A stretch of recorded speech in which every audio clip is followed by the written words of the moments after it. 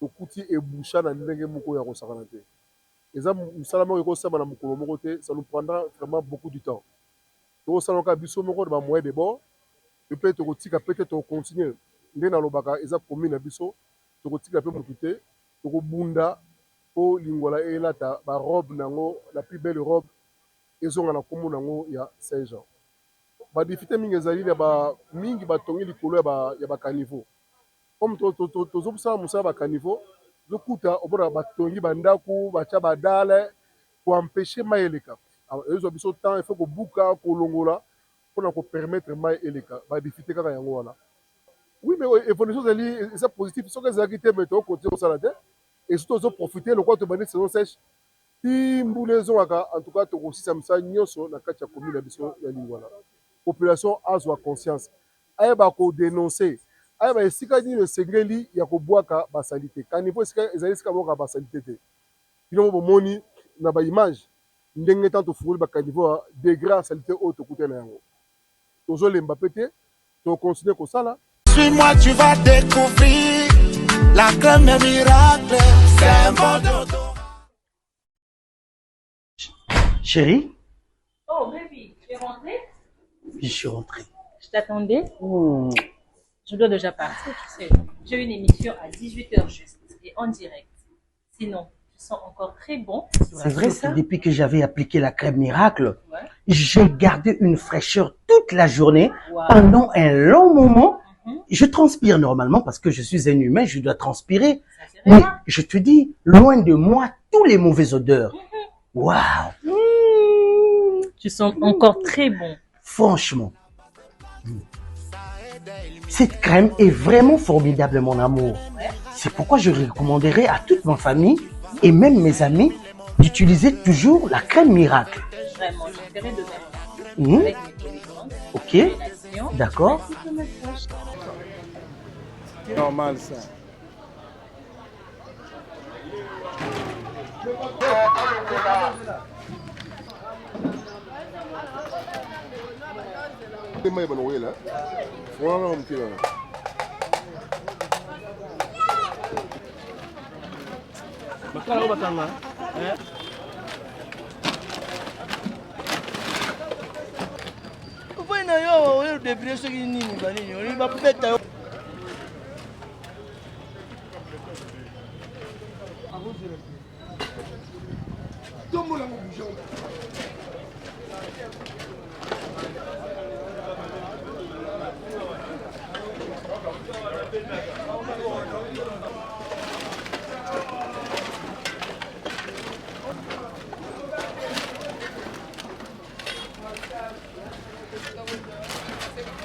Alexis,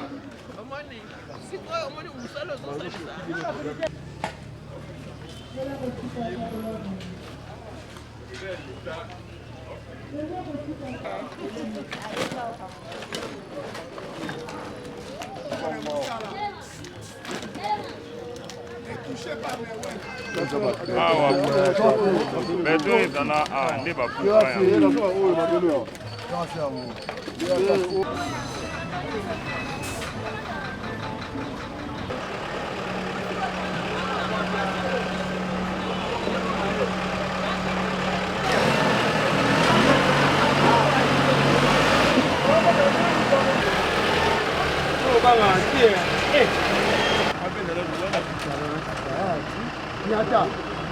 Profomo Niata. Ah. Joie. Bon. Venga.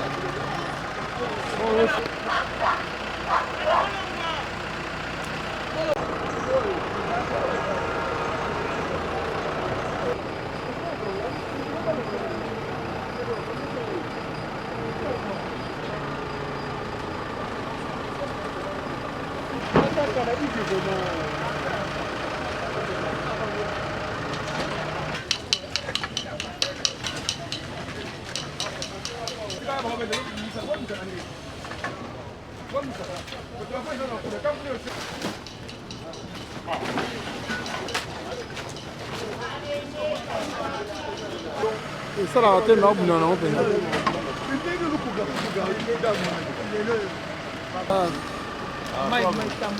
Voilà, voilà. Voilà, ok, là ça va. C'est quoi ça?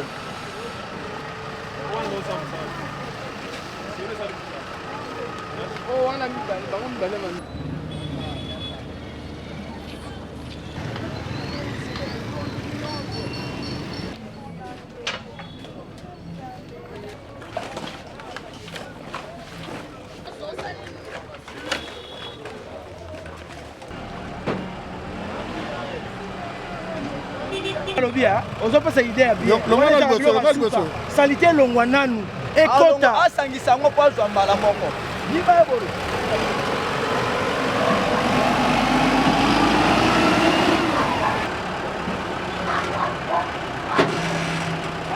bato bapau oyebela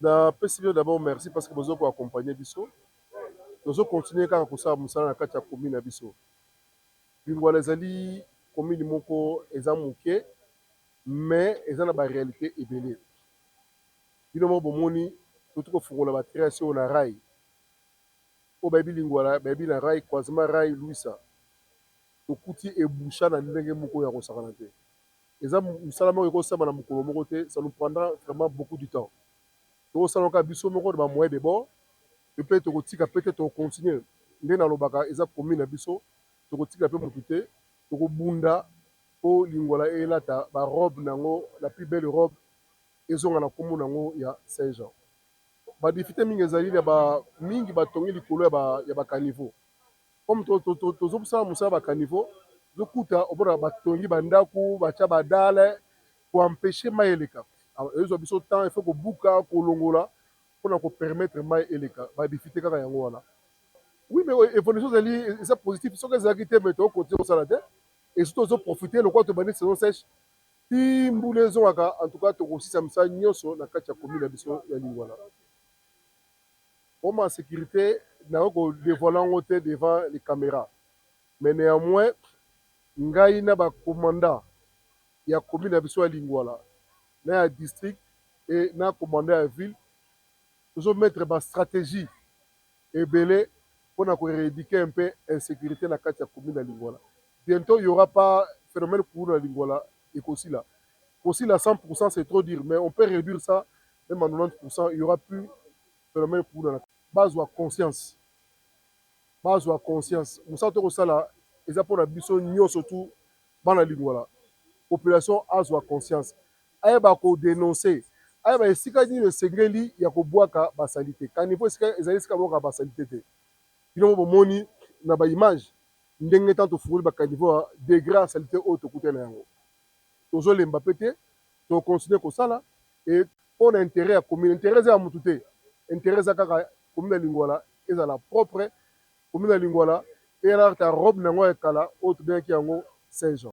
Remercier nanu honorable Kikubwa pilage sadisa gisalu Kikobo pilage sadisa gisalu propriété mekota na commune ya Lingwala pila betme vandawa bete sala propriété betme féliciter yani mingi sambu na yandi honorable Kikubwa propriété mekota tikuna mvula takwisa mvula tanoka kisali na nyonso yoke mana propriété kota na bwala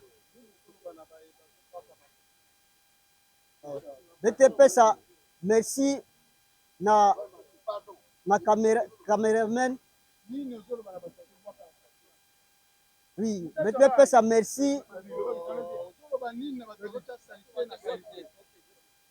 toyopekisa bango bete pekisa bolosa dia salite na caniveau v kana bonsi na bete mona bo losa kanini basalite na caniveau fuku kanga bo sambete zola bwala bopeto eyokota bete sepela na honorable yoina bete vanda wasamna kokatula basalite na caniveau samba caniveau ke boucher puisque boke losa ba salité na kati ya caniveau. On va